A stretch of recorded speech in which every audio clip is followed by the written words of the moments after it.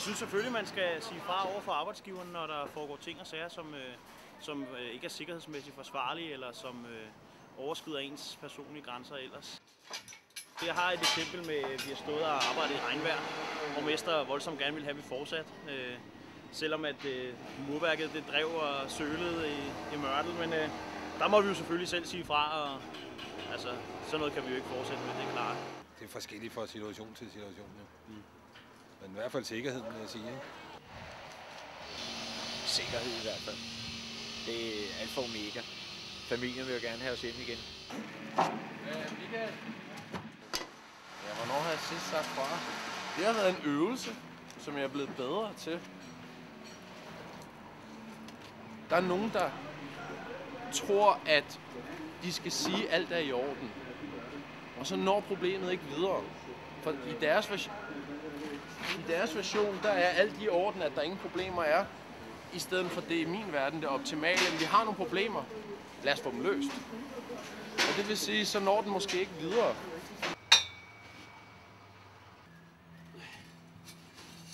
Vi sagde nej tak til vores mester, da han fyrede en kollega, som ikke var berettiget til den fyring. På grund af, han prøvede at hyre polakker. Eller, han prøvede ikke at hyre polakker, han prøvede at organisere polakker. Så blev han fyret, og så stoppede vi arbejdet, og så blev han genansat. Det var sådan set det. Man var ikke forpligtet ud over sine evner, vel?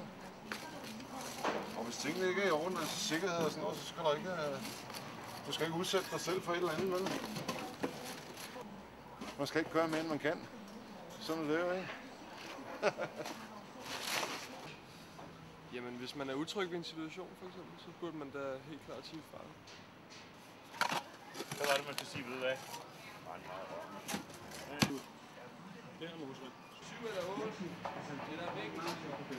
Det drejer sig om en hønnebækhejs, hvor vi skulle op og mure en gavlspids.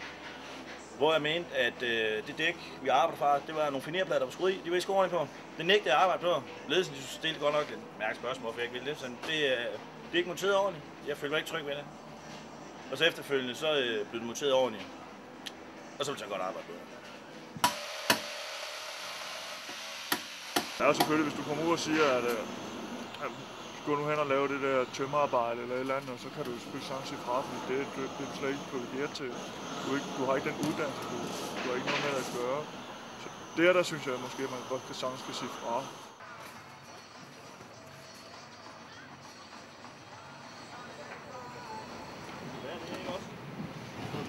Men når det er noget med at gå på kompromis med en sikkerhed, ikke? Og så er der helt sikkert, hvor så burde man sige fra. Så. Jeg vil fortælle en historie, som jeg selv synes er rimelig vigtig. Nemlig, at man kan sige nej over for stramme tidsplaner og stressede chefer. Det er sådan på alle byggerier, at når man begynder at nærme sig deadline, så stresser de helt vildt op på byggeledelsen. Og det betyder altid, at der bliver gået lidt på kompromis med sikkerheden, og man bliver spurgt, om man vil arbejde lidt over, eller modtage lidt bonus for at se gennem fingre med det ene eller det andet. Så der skal man bare have is i maven og sige, spændende, at I har travlt. Det håber jeg kommer til at gå godt for jer, og jeg vil selvfølgelig altid være klar på at indrette min arbejdsdag efter, at vi kan nå planerne, men I får mig ikke meget til at stresse sammen over, at I ikke kan nå jeres tidsplaner.